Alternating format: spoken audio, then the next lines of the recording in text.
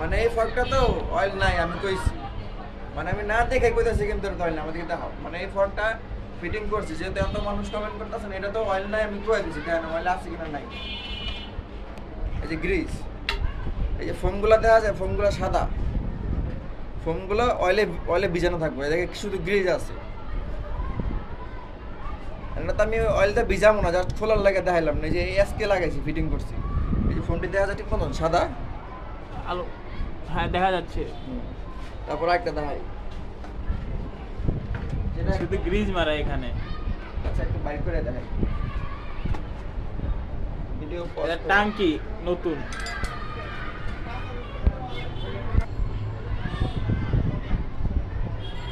এই যে একদম সাদা না, এটা থাকবে অয়েলে ভিজা, এটা জাস্ট গ্রিজে ভিজা রয়েছে। গ্রিজ আর কতক্ষণ থাকবে, এটা মাত্র আজকে ফিটিং করছি।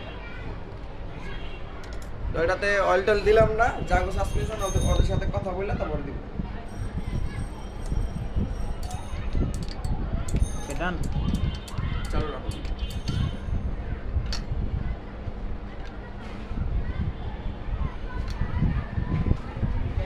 এবার মানুষের মুখে কথা আটকায় না, মানে কই কাজ করেন, কই কাজ করেন,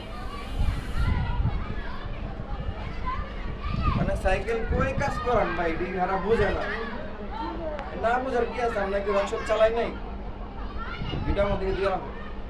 রকশপ চালাইছি, 40-50 টাকা ফল চালাইছি, মারজুকি চালাইছি, এগুলো সব খুইলে আমরা নগদ নগদ কাজ করে লাই।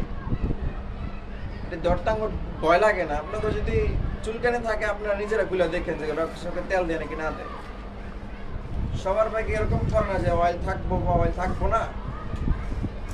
আমি তো 2-3টা ফর্ক খুলছি, খোলার পর দেখছি অয়েল থাকে না, এর লাগে বলছি। কেন রকশপে ফর্ক খুলো।